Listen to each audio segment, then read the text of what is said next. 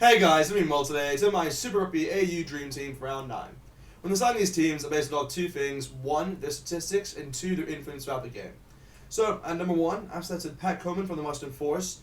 He had an impressive game overall within that game against the Brumbies. He had 5 runs, 4 run meters, 3 to 5 tackles. He had 1 offload, and he won 1 line out. So, impressive game overall. I mean, he did help the Western Force, win through those scrums within that first half, which is good for them, really, because that's what was, the scrums were what really kept them within the game within that first half, but after that the Brumbies just ran away with it.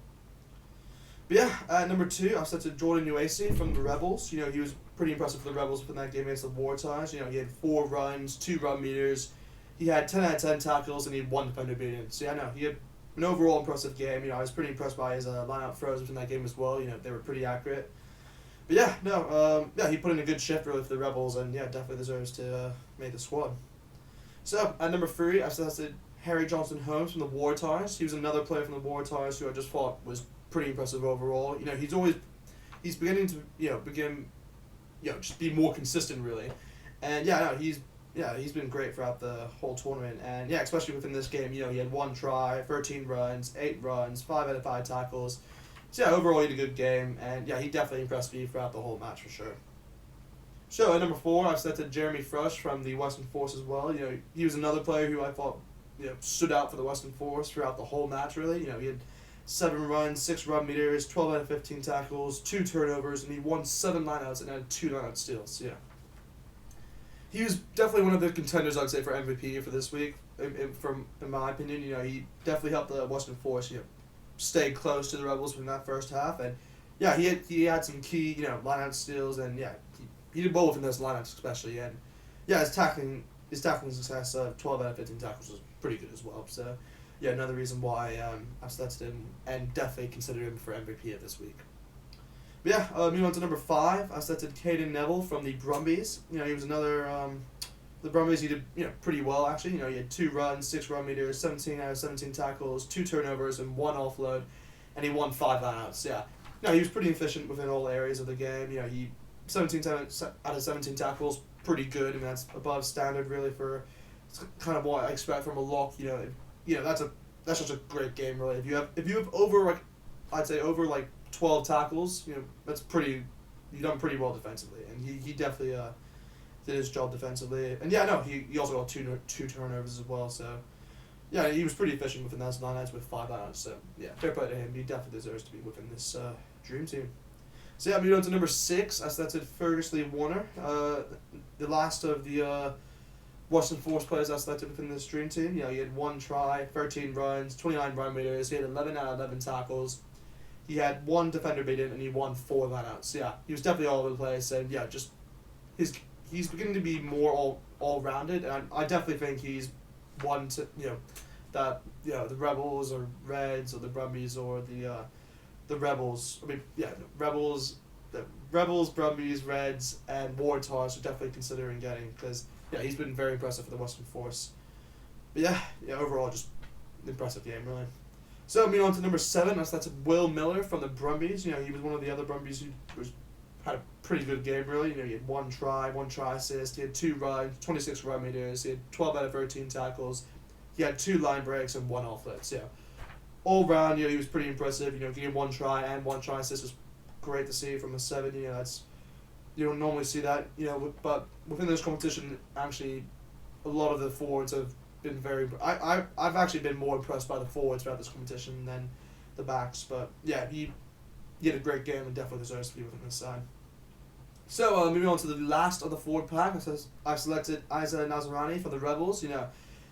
What can you say? I mean, he was one of the Rebels' best players within that match against the Waratahs. He had 2 tries, he got 15 runs, he had 25 run meters, he had 15 out of 16 tackles, 1 line break, and he had 1 offload. So definitely all over the place. And his 2 tries definitely helped the Rebels stay in touching distance of that match and help them secure at least a losing bonus point, which might go into the Rebels' favor when they play against the Western Force next week.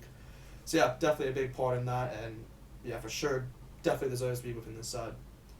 So moving on to the backs. At number 9, it's after Jake Gordon from the Waratahs. He just keeps coming into my side. He's beginning to be more consistent and definitely deserves to have a shot within the Wallabies setup. I think he had 1 try, he got 4 runs, 24 run meters, 4 tackles, 63 passes, 3 defenders beaten, 1 line break, and 2 offloads. Yeah, all rounded stats overall, and kind of the stats I want to see from scrum half, because I love watching the scrum halves. They're quick in their feet, and they're also they make opponents angry in the best way I can say it.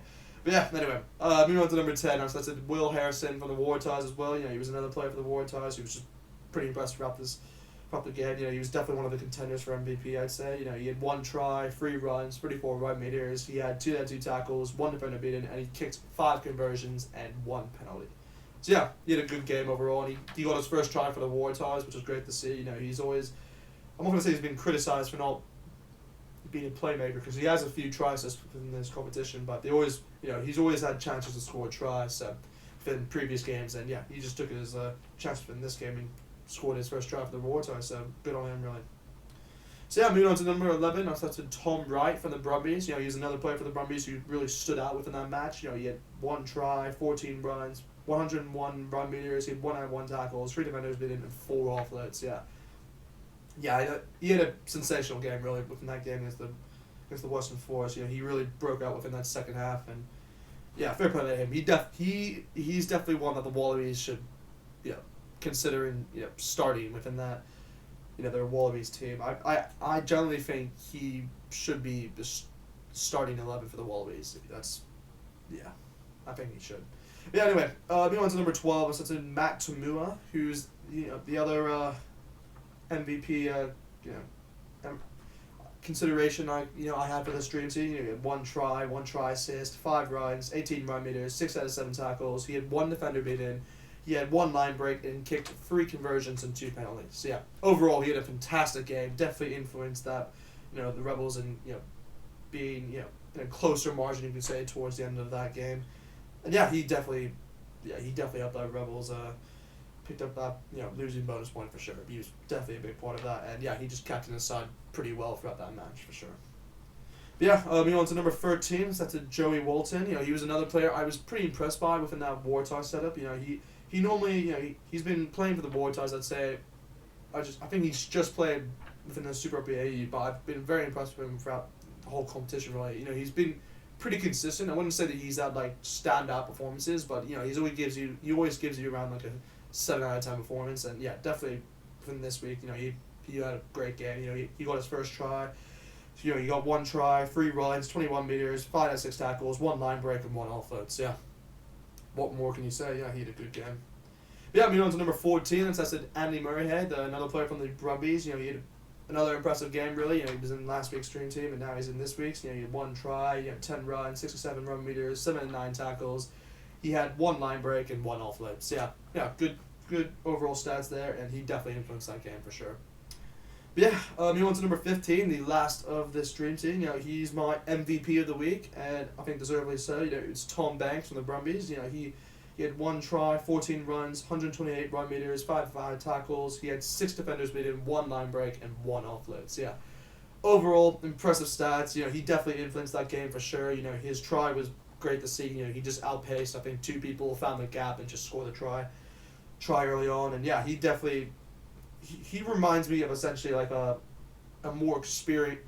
It's like with Will Jordan within Super Rugby Aotearoa. He's been impressive to watch, but Tom Banks is a more experienced version of him, and they have a similar try to game conversion ratio, which I can see Will Jordan getting to. But yeah, no, Tom Banks definitely deserves to be within the side, and definitely deserves to I think be MVP of round 9 for sure. But yeah, that's it with this week's video. I hope you guys enjoyed. Like, comment, subscribe, and yeah, see you guys next time.